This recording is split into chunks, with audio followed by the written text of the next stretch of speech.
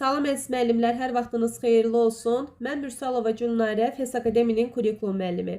Dəyərli müəllimlər, bugün sizinlə paylaşdığımız çətin tip mix sınağı 5-i izah etmək istəyirəm. Metodika hissəsində həm doğru, həm də yanlış variantların bir-bir izahına baxaq. İzaha keçməmişdən öncə qeyd edim ki, videonu bəyənməyi və yaxın dostlarınızla paylaşmağı unutmayın. MİQ-ə hazırlaşan ətrafınızda kim varsa paylaşıb onların da yararlanmasına dəstək ola bilərsiniz. Gəlin vaxt itirmədən başlayaq. Birinci sualımız iş üsulları ilə bağlıdır. Söz analizi aparmaq və söz ehtiyatı yaratmaq üçün istifadə edilən iş vərəqi Fryer modelidir. Bizdən uyğunluğu istədiyinə görə biri götürmürük.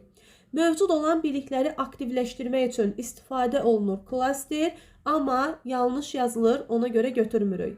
Bu üsul müəllimlərə imkan verir ki, şagirdlərin mövzu barəsindəki anlama bacarığını və maraqlarını ölçə bilsin. 3-2-1 iş üsuluna aiddir. Yadda saxlayın. 3-2-1 iş üsuluyla müəllim həm şagirdin nə öyrəndiyini, həm ona maraqlı gələn hissəni, həm də ona qaranlıq gələn hissəni müəyyən edə bilər. Formativ qiymətləndirmə üsuludur, refleksiya üsulu kimi 3-2-1 iş üsulundan istifadə edirik müəllimlər. Bəzən müəllimlər bu anlama bacarığını anlayışın çıxarılması ilə qarışdırırlar. Anlayışın çıxarılmasında tək anlama bacarığıdır.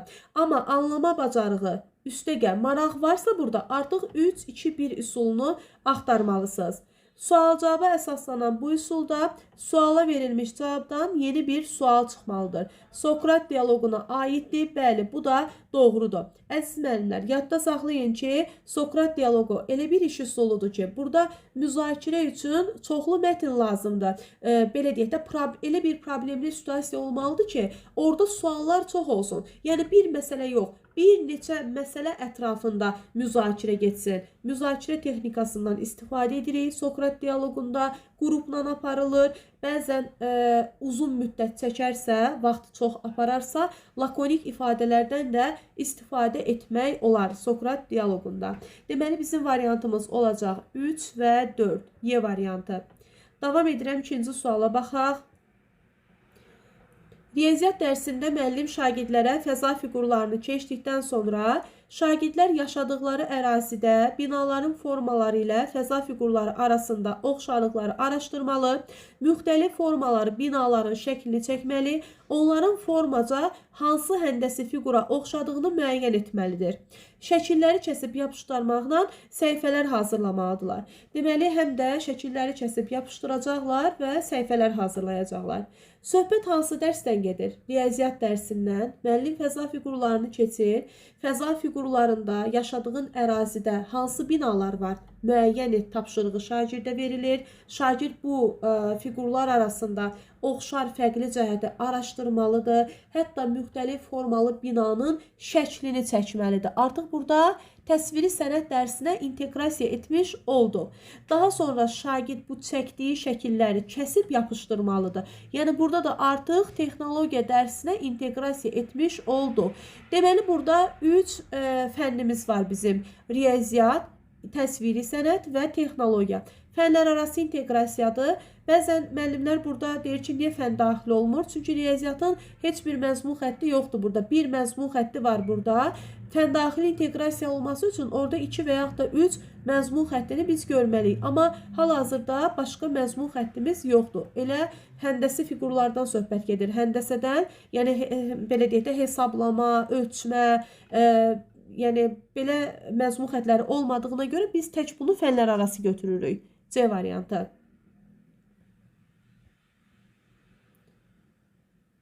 Davam edirəm. Müəllim yeni dərs mövzusunu təqdim etmək üçün interaktiv onlayn platformadan istifadə edir. Dərs zamanı bəzi şagirdlər rəqəmsal alətlərin necə işlədiyini tam başa düşmür. Digərləri isə sürətlə fəaliyyətləri yerinə yetirir. Müəllim bu fərqliliyi nəzərə alaraq dərsə dəyişiklik etməyə qərar verir. Bu problemi həll etmək üçün müəllim hansı yanaşmanı tətbiq etməlidir?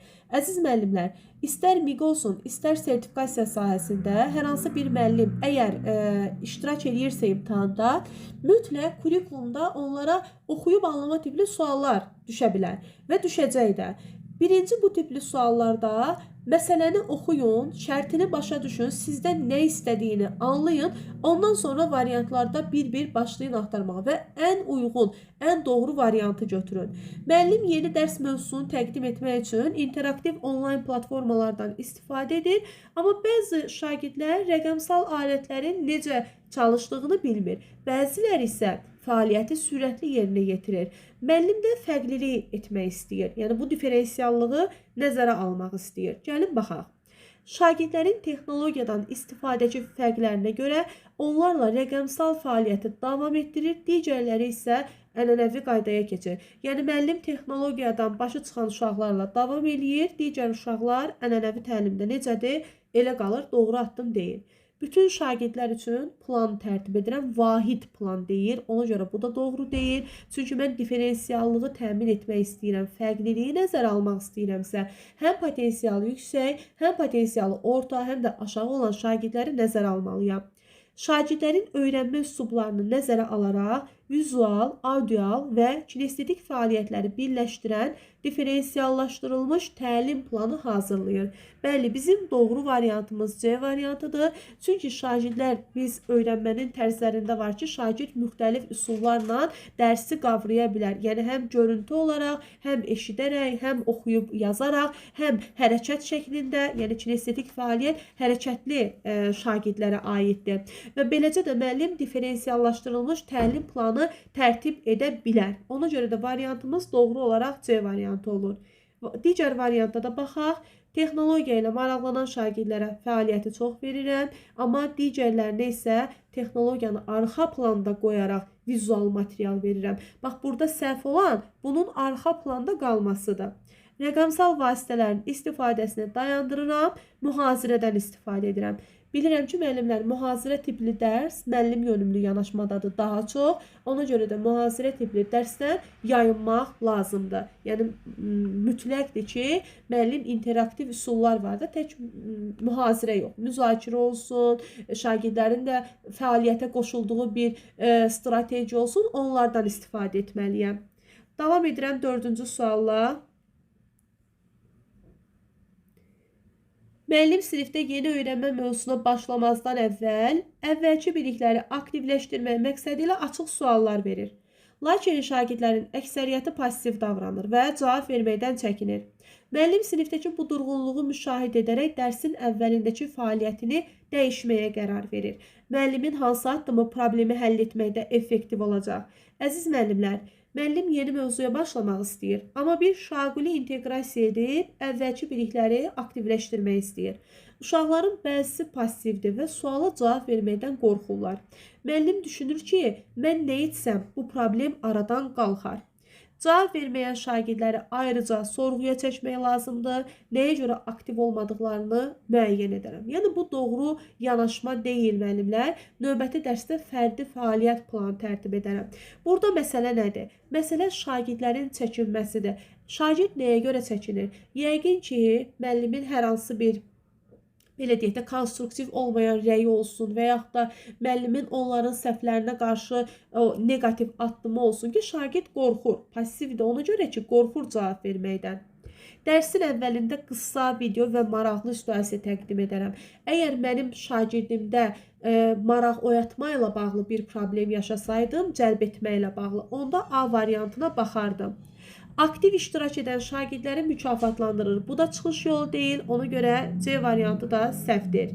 Şagirdlərin verdiyi bütün cavabları konstruktiv rəy və təşviq ilə qarşılayır. Bəli, D variantımız doğrudur. Problemin həlli budur. Şagirdlərin bütün verdiyi cavablara konstruktiv yanaşmaq lazımdır. Onları tərifləmək əvəzinə nəyəsə təşviq etmək lazımdır. Və nəticədə nə baş verəcək? Sinifdə cavabların səhv çıxmasının problem olmadığını şagird başa düşəcək və düşüncə təhlükəsizliyi, belə də deyə bilərik buna, dəstəkləyici mühit yaratmış olacaq müəllim. Ona görə D variantı doğru variantımızdır. Dərsdən əvvəl müəllim motivasiya edici video təqdim edir. Nəticəsinə baxaq. Şagirdlərə dərs maraqlı gəldiyinə görə onlar həvəslə dərsə yanaşırlar. Bu da problemin həlli deyil. Keçək növbəti 5-ci sualımıza.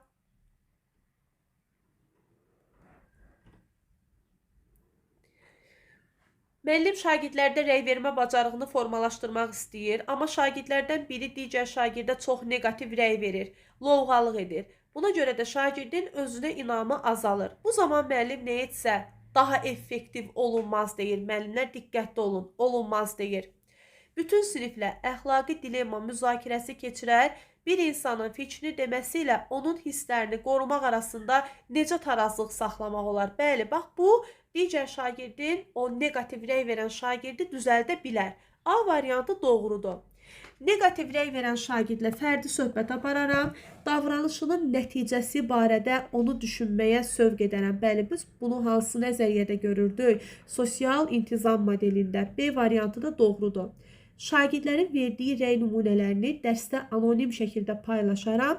Hansı rəyin konstruktiv, hansı rəyin dağıdıcı olması barədə müzakirə apararam. Anonimdirsə C variantı da doğrudur. Növbəti dərsdə hörmətli ünsiyyət və konstruktiv rəylə motivasiya mövzusunda rollu oyun keçirərəm. Bu bacarıqları şagirdlərin praktik öyrənməsinə də təmin edə bilərəm. Yəni burada da səhv yoxdur. Rollu oyun keçirərək də mən şagirdlərdə bu rəy vermə bacarığı olsun, empati hissi olsun, tənqidi təfəkkürün formalaşması olsun, bunları şagirddə formalaşdıra bilərəm. Rəy vermədən əvvəl müəllim konstruktiv rəyin xüsusiyyətlərini müəyyən edir. Baxın, müəyyən edən kimdir? Müəllim. Sinif qaydaları formalaşdıraraq şagirdlərə təqdim edir. Qaydaları formalaşdıran kimdir? Müəllim. Ona görə də bizim Y variantımız burada səhv cavab olacaq. Əgər belə bir problem varsa və müəllim də sırf bu problemə görə qayda qoymaq istəyirsə, o qayda şagirdlərlə bir yerdə hazırlanıb onlara təqdim olunmalıdır ki, həmin qaydalara daha yaxşı şəkildə əməl etsinlər. Davam edirəm 6-cı sualına. Müəllim şagirdlərdən komanda daxilində qarşılaşa biləcəkləri real problemləri nəzərdən keçirmələrini istəyir. Müzakirə zamanı belə bir vəziyyət təqdim olunur. Komanda üzvlərindən biri işləmək istəmir, görüşlərə gecikir və aktiv iştirak etmir. Komandanın ümumi motivasiyası aşağı düşür. Sən komandanın lideri olsaydın, bu problemi necə həll edərdin? Bizdən soruşur ki, hansı cavab həm problem həll etmə, həm də şagirddə emosional intellektin göstəricisi olduğunu sübut edəcək. Gəlin baxaq. Hər ikisi olmalıdır. Problem həll etmədə, emosional intellektdə. Komandanın hamısını toplayıb ümumi məqsədləri və gözləntiləri yenidən müzakirə edərəm. Hər kəsin töhfəsinin vacibliyini vurğulayaram. Kollektiv məsuliyyəti gücləndirərəm. Müəllimlər, bu belə deyim, bir növ emosional intellekti formalaşdırar şagirddə ki, şagird sinif yoldaşını başa düşdü, münasibətlərin idarə olunmasına əməl etdi, empati hissi yarandı. Amma problem həll olunacaqmı tam şəkildə? O bilinmir. Ona görə A variantını mən burada götürmürəm. Komanda üzvü ilə fərdi söhbət apararam. Onun bu davranışının səbəbini dinləyərəm. Komanda daxilində dəstəkləyici mühit yaradaram. Komanda daxilində aktiv iştirak etməyə təşviq etmək üçün fərdi inkişaf planı hazırlayaram. Bəli, mənim B variantımda həm emosional intellekt var, həm liderlik bacarıqlarım var. Liderlik bacarığı nədir? İdarə etmək, səbirli olmaq, məsuliyyətli olmaq, stresə dayanıqlı olmaq, təşəbbüskarlıq bacarığı, sosial bacarıqlar, bunlar məsələn verbal bacarıqlar, bunlar liderə aid olan bacarıqlardır və B variantında da hər biri verilib. Gəlin indi o biri variantlara baxaq, görək niyə C, D, Y deyil. Komandanın iş planını dəyişərdim. Deyərdim ki, belə hallar yaşanmasın və hər kəs öz işi ilə məşğul olsun. Bu da problemi kökündən həll edəcək bir məsələ deyil.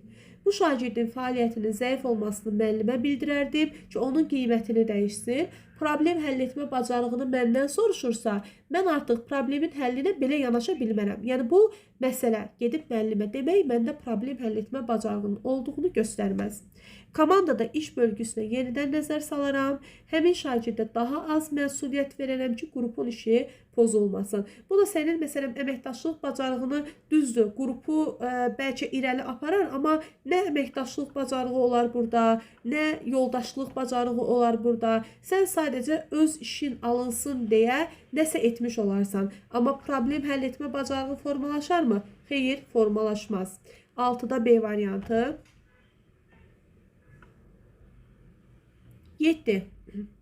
Müəllim fotosintez və ətraf mühit amilləri mövzusunda dərs keçdikdən sonra şagirdlərin tənqidi və yaradıcı təfəkkürünü inkişaf etdirmək məqsədi ilə belə bir düşündürücü tapşırıq verir. Təsəvvür edin ki, atmosferdəki karbon qazının miqdarı birdən-birə azalır. Bu bitkilərin fotosintez prosesinə necə təsir edər və ekosistemlərdə hansı zəncirvari dəyişikliklər baş verə bilər? Müəllim dərsi keçir, şagirdə tənqidi və yaradıcı təfəkkürü formalaşdırmaq üçün bir tapşırıq verir. Deyir ki, təsəvvür edin ki, karbon qazı azalır və bu fotosintez prosesinə necə təsir edə bilər? Lakin bəzi şagirdlər açıq, fərqli cavab tələb edən bu tipli suallara cavab verə bilmirlər. İstəyirlər ki, onları konkret olaraq kimsə yönləndirsin. Təşəbbüs göstərmirlər ki, özləri suala cavab versinlər. Bu vəziyyətdə müəllim hansı yanaşmanı atsa, həm şagirdlər iştirak edər, həm də onların müstəqil düşüncə bacarıqları inkişaf edər. Gəlin baxaq. Şagirdlərə düşünmələrini asanlaşdırmaq üçün əvvəlki dərslərdən nümunələr göstərər, oxşar yanaşmanı tətbiq edin deyər. Yəni, əvvəlki dərsdən nümunə göstər, bugün məsələ fərqlidir, əvvəlki dərsdən məsələ fərqli ola bilər, mən şagirdə ola bilər, istiqamət verici suallarımı deyim, hər hansı bir fasilitatorluq edə bilərəm, amma A variantındakı kimi deyil müəllimlər. Şagirdlərə qısa düşünmə vaxtı verərəm, istiqamətləndirici suallar təqdim edərəm və onların fərziyyələrini qrup müzakirəsinə çıxartmağa şərait yaradaram. Bəli, B variantı doğru ola bilər, amma bütün variantlara baxaq, görək ən uyğun variant B idi, yoxsa başqa variant da varmı burada?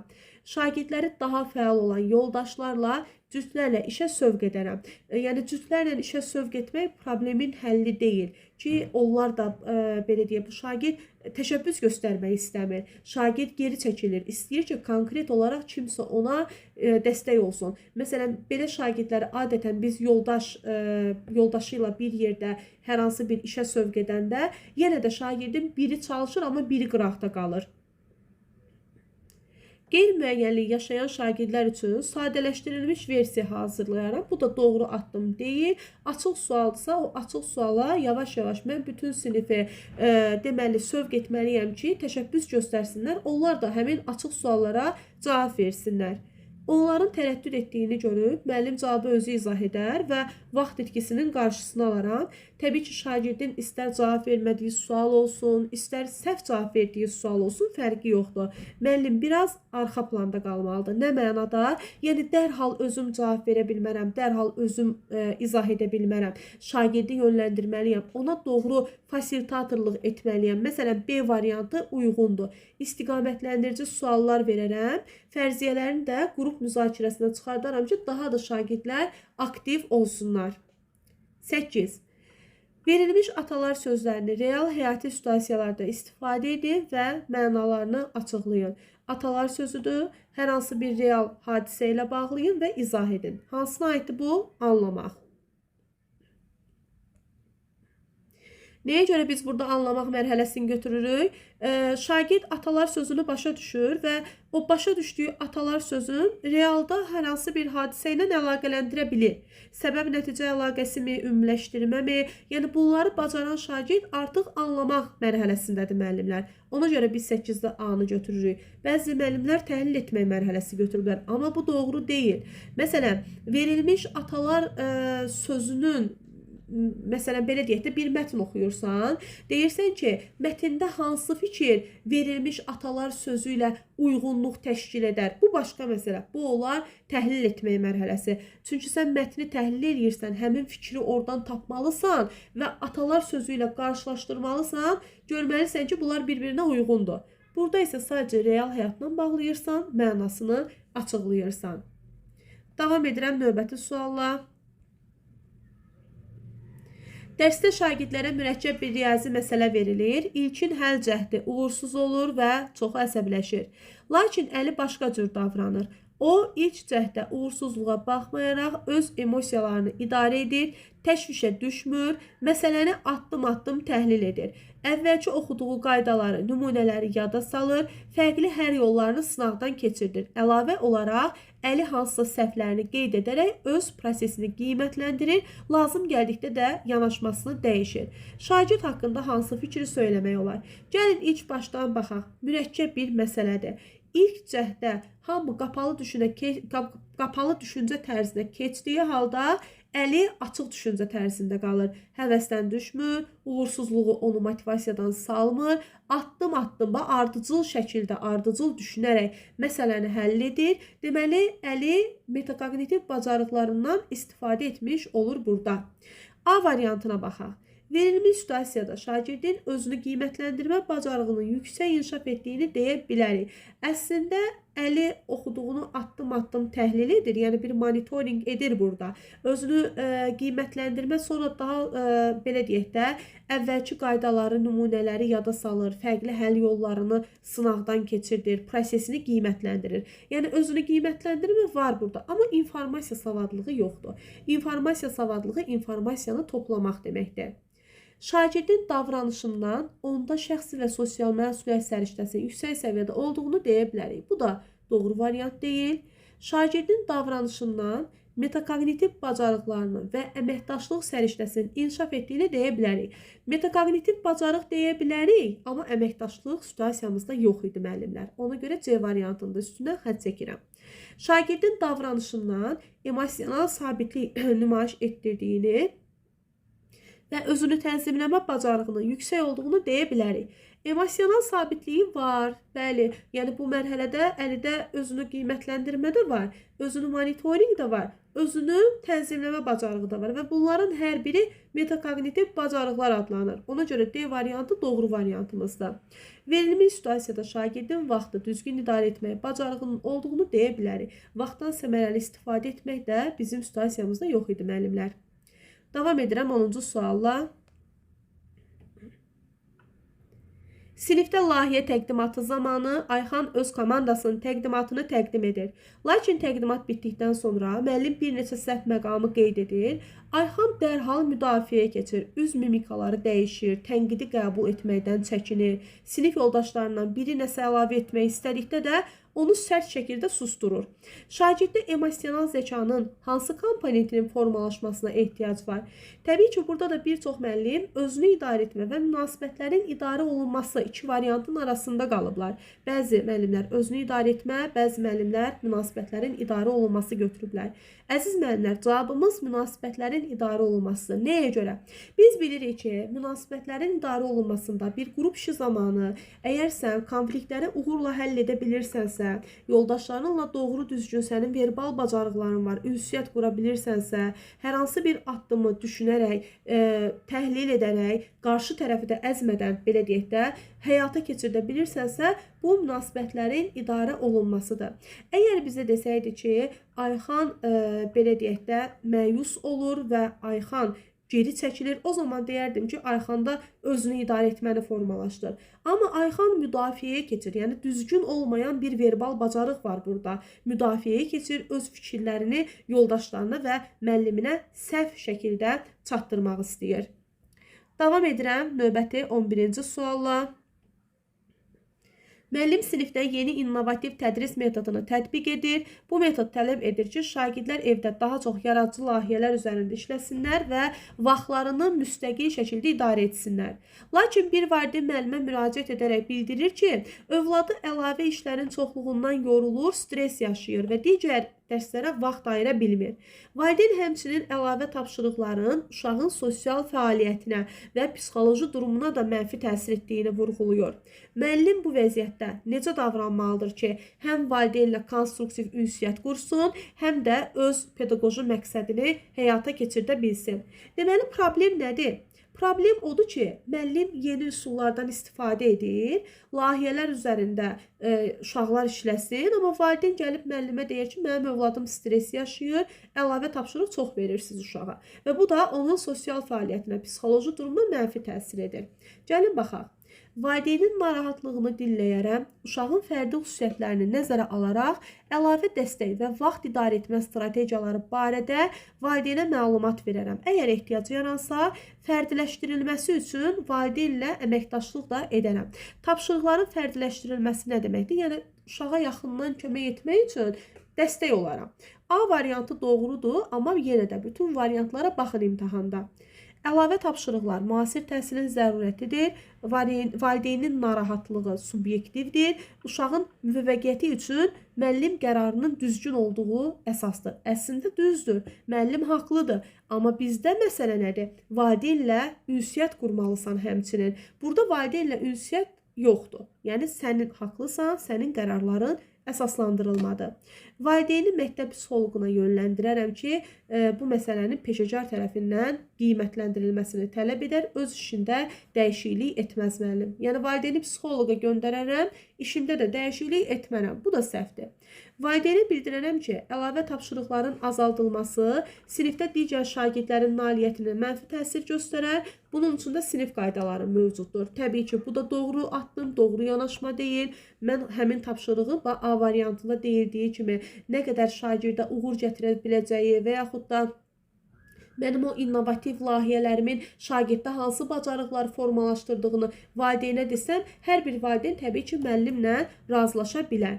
Valideynin narahatlığını qəbul etmərəm, dərs planımı da dəyişmərəm. Təbii ki, burada Y variantı da səhv fikirdir. Deməli, 11-də bizim doğru variantımız oldu A variantı. Davam edirik növbəti 12-ci sualla. Deməli, şagirdlərə iki fərqli kənd təsərrüfatı üsulu təqdim olunur. Biri ənənəvi üsuldur, biri müasir üsuldur. Ənənəvi üsulda kiçik sahələrdə əl ilə becərmə, təbii gübrələrdən istifadə, məhsuldarlıq orta səviyyədədir. Müasir üsulda isə məhsuldarlıq yüksəkdir, ancaq ətraf aləmə mənfi təsir göstərirəm. Şagirdlərdən tələb olunur ki, bu iki üsul arasında müqayisə aparın, üstün və mənfi cəhətləri təhlil edin, daha sonra oxşar vəziyyətdə öz kəndlərində və ya yaşadıkları bölgədə hansı üsulun daha məqsədə uyğun olduğunu arqumentlərlə əsaslandırsınlar. Bu tapşırıq təfəkkürün hansı növünə və Bloom taksonomiyasının hansı mərhələsinə uyğundur?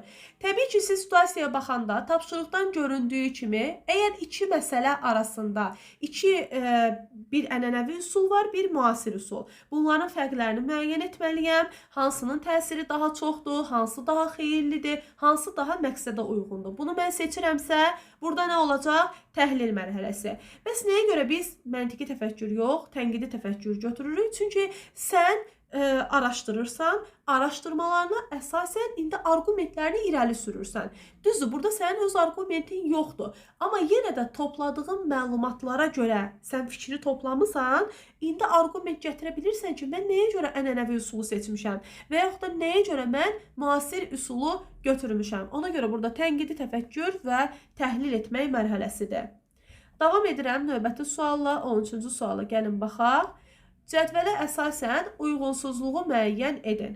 Summativ qiymətləndirmə müəyyən bir müddət ərzində şagirdin mənimsədiyini ölçməkdir. Doğru fikirdir, doğrudur götürmürəm. Çünki uyğunsuzluğu istəyir. Diaqnostik qiymətləndirmə tədrisin fərdiləşməsinə şərait yaradır. Yenə də doğru fikirdir, götürmürəm. Bax, avtomatik 1-lər və 2-lər variantdan çıxır. Hansı variant qalır? 3, 4. Diaqnostik qiymətləndirmə təlimi effektiv şəkildə təşkil etməyə kömək edir. Şagirdin bilik və bacarığı haqqında müəllimi məlumatlandırır. Doğru fikirdə 3 götürürəm. Çünki uyğunsuzluq deyəndə yanlışdan doğrunu axtarmalıyam. Formativ qiymətləndirmə öyrənmə müddətində davamlı olaraq aparılmalıdır. Bu da yenə də doğru fikir olduğuna görə götürürəm. 3, 4. Davam edirik növbəti sualla. 9-cu sinifdə müəllim gender bərabərliyi və stereotiplər mövzusunda sinif müzakirəsi aparır. Müzakirənin əvvəlində müəllim qaydaları müəyyən edir, şagirdlərin hər birinin fikrinə hörmətlə yanaşılacağını vurğulayır. Müzakirə zamanı bir şagird emosional şəkildə bəzi peşələrin yalnız kişilər üçün olduğunu deyir və bu zaman digər bir şagird sərt şəkildə onun fikrini tənqid edir. Nəticədə sinifdə gərgin atmosfer yaranır. Bir neçə şagird danışmaqdan çəkinir və problem yaranır da bir sinifdə, belə deyək, mühit pozulur. Situasiyaya uyğun gələn fikri müəyyən edin. Baxaq görək hansı fikirlər uyğun gəlir. Müəllim müzakirəni dayandırıb, gərginliyi azaltmaq üçün sinifdə qarşılıqlı hörmət və açıq kommunikasiya qaydalarını yenidən izah edər, həmçinin şagirdlərə fərqli baxışlara tolerantlıq və empatiya bacarıqlarını inkişaf etdirmə ilə bağlı söhbət apara bilər. Yəni bunu mən demir bütün dərs boyu apar, amma mən müəyyən bir müddət, 1 dəqiqə, 2 dəqiqə olsun, buna vaxt ayıra bilərəm müəllimlər. Bir doğrudur. Gərginliyi azaltmaq üçün müzakirəni qısa müddətdə dayandırmaq və şagirdlərə qaydaları xatırlatmaq olar. Əslində, baxın, bir daha uyğundur. Çünki qaydaları xatırlada bilərəm, söz yox. Amma onun mahiyyətini biraz da şagirdlərə elan etməliyəm. Çünki onsuz da qrup işindən qabaq mən qaydaları, prosedurları şagirdə deyirəm. Birdəki situasiya daha doğru idi. İkini götürmürəm. Müəllim gərginliyi görməzdən gələrək müzakirəni davam etdirməli və mövzunun aktuallığını vurğulamaqla sinifin diqqətini mövzuya yönəltməlidir. Gərginliyi görməzdən gələrək müzakirəni davam etdirmək o xaosun daha çox olmasına səbəb olacaq və dəstəkləyici mühit burada pozulmuş olacaq. Müəllim emosional fikirlər səsləndirən şagirdə diqqət ayırmalıdır, onun düşüncələrini dərindən anlamağa çalışmalıdır, elmi əsasla müzakirə aparmalıdır. Yəni, burada da 4 əgər doğru görünürsə gözümüzə, bu doğru deyil müəllimlər. Müəllim sırf o emosional fikir səsləndirən şagirdə yönəlsə, ona fərdi diqqət göstərsə, üstəgəl elmi əsaslı müzakirə də aparsa, bu uğursuz bir addım olar sinifdə. Müəllim sinifdə şagirdlərə bir-birlərinin fikirlərini dinləməyi, daha yumuşaq ifadə üsullarından istifadə etməyi tövsiyə edə bilər. Eyni zamanda müzakirə qaydalarının pozulmasının sosial və emosional nəticələrini şagirdlərə vurğulaya bilər. 5 də doğrudur. Doğru variantımız hansı oldu? 1, 5. D variantı. 15-ci sual. Uyğunsuzluğu müəyyən edin. Deyir, gəlin baxaq. Məktəbdə yeni bir təşəbbüs həyata keçirilir. Oxuyan şagird Uğurlu İnsan adlı bir kampanya var və kampaniyada yüksək nəticə göstərən şəkilləri məktəbin fəallar lövhəsinə yerləşdirilir. Bu təşəbbüs bəzi şagirdlərin öyrənmə marağını artırır. Bandura nəzəriyyəsidirmi? Bəli. Nəyə görə? Çünki burada müşahidə var. Uşaq gördü ki, kiminsə hərəkəti mükafata səbəb oldu. O da öz davranışını dəyişir. Bandurada əsas məsələ hərəkətin davranışın görərək, müşahidə edilərək dəyişdiyini vurğuluyurdu. Doğru, doğru. Uyğunsuzluğu istəyir bizdən. Müəllim təqdimat hazırlığı zamanı şagirdlərə öz maraqlarını, dəyərlərini ifadə etməyi tapşırır. Güney sinif qarşısında çıxış zamanı olduqca özündən əmin və lider kimi çıxış edir. Burada stimula cavab nəzəriyyəsi yoxdur müəllimlər. Stimula cavab nəzəriyyəsi Thorndike'ın nəzəriyyəsidir və Thorndike'da əsasən şagirdlərə ötürdüyünüz stimul onun sizə verəcəyi cavab arasında əlaqə möhkəmdir. Necə stimul ötürürsünüzsə, şagirdin verdiyi cavab da bir o qədər qüvvətli olacaq. Amma məsələn, burada biz Carl Jung'un ekstravert şəxsiyyət tipini görə bilərik. Ona görə bu yanlışdır. Burada doğru yazılıb. B variantı səhv variantımızdır. C variantı bəli, Roskilliyə aiddir. Müəllim konflikti həll edəndə uşaqlara həll yolu təklif etməyi və birlikdə işləmək qaydalarını şagirdlərə xatırladır.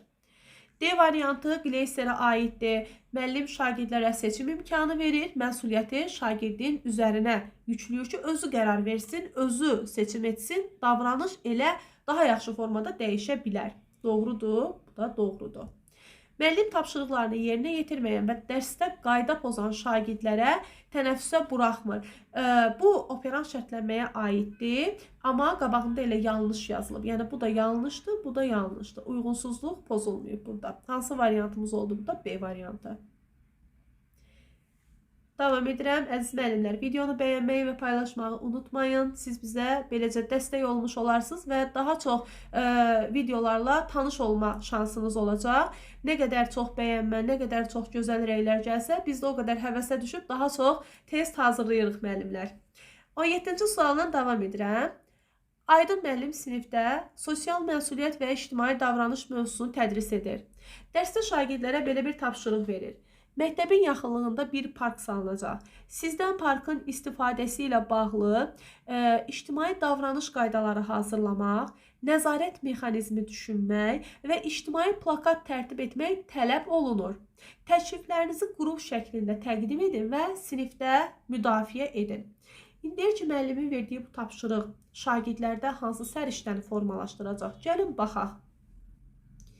Təbii ki, ilk baxışdan A variantı daha dəqiq görünür burada.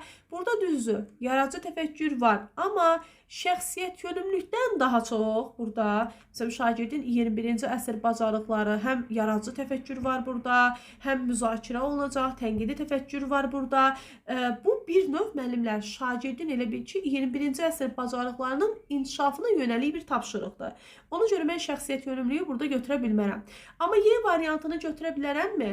Şəxsi və sosial məsuliyyət varmı? Var. Çünki mən davranış qaydaları haqqında nəsə hazırlayacamsa, şəxsi və sosial məsuliyyət zaten yaradıcılıq hissəsinə görə də şagird yönümlülüyü götürə bilərəm. 17-də Y variantı. Davam edirəm. Nigar müəllim 8-ci sinifdə Azərbaycan dili fənnindən kiçik summativ qiymətləndirmə keçirdir. Kesegeni yoxlayan zaman o sinifin nümunəvi, məsuliyyətli şagirdlərindən biri olan Səbinənin işində gözlənilməz sayda ciddi səhvlər aşkar edir. Bu nəticə onu təəccübləndirir. Çünki Səbinə hər zaman dərslərə hazır olur və yüksək nəticələr göstərir. Digər tərəfdən müəllim bilir ki, Səbinənin valideynləri məktəb rəhbərliyi ilə yaxın münasibətdədir. Əgər bu şagird zəif qiymət alsa, onun valideynləri narazılıq edəcək. Hətta həmkarları da ona bildirir ki, bəzən göz yummaq daha yaxşı fikirdir. Nigar müəllim deyir, bütün bunlara baxmayaraq şagirdin qiymətini dəyişmir.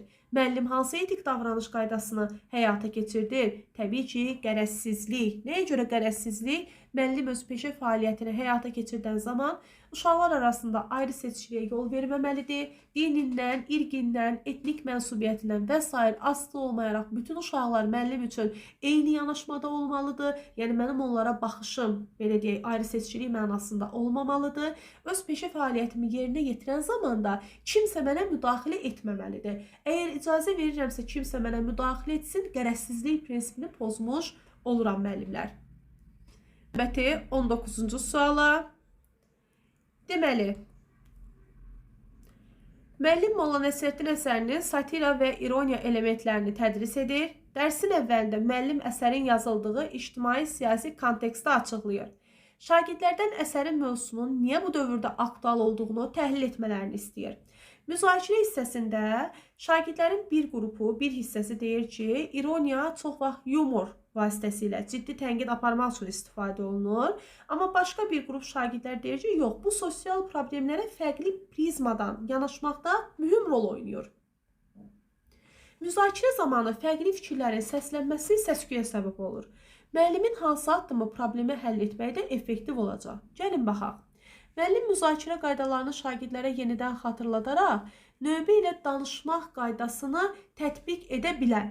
Əziz müəllimlər, bu ola bilər. Müzakirə qaydalarını xatırladıram ki, qaydaları pozmayın, bir-birinizin fikrinə hörmətlə yanaşın və qaydaları tətbiq edirəm. Nə ilə nəticələnər? Səs-küy azalar, müzakirə daha nizamlı, daha konstruktiv olar. Yəni A variantı doğrudur. B variantına baxaq. Müəllim müzakirənin vaxtını məhdudlaşdırır, fikirləri ümumiləşdirir. Bu ümumiyyətlə səhv fikirdir. Daha kiçik qruplara bölmək daha çox fikir ayrılığı deməkdir. Ona görə C variantını uğurlatdım deyil. Şagirdlərin verdiyi bütün cavabları konstruktiv rəy və təşviq ilə qarşılayıram. Əslində burada məsələ necə olsaydı biz D variantını götürərdik. Şagirdlər məsələn fikirlərini deməkdə çətinlik çəksəydilər və yaxud da müəllimdən çəkinsəydilər, öz fikirlərini açıq şəkildə deyə bilməsəydilər, D variantı da daha uyğun olardı. Amma hal-hazırda burada bir nizamsızlıq var.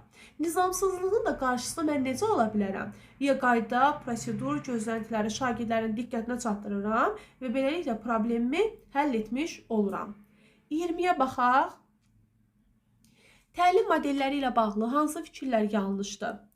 Oyunlaşdırma, oyun elementləri ilə tapşırıqları inteqrasiya etməyi nəzərdə tutduğu halda, oyun əsaslı öyrənmə prosesini bütövlükdə oyun əsaslı qurmağa icazə verir. Bəli, oyunlaşdırma başqadır, oyun əsaslı təlim modeli başqadır müəllimlər. Bir doğrudur, bir səhv deyil.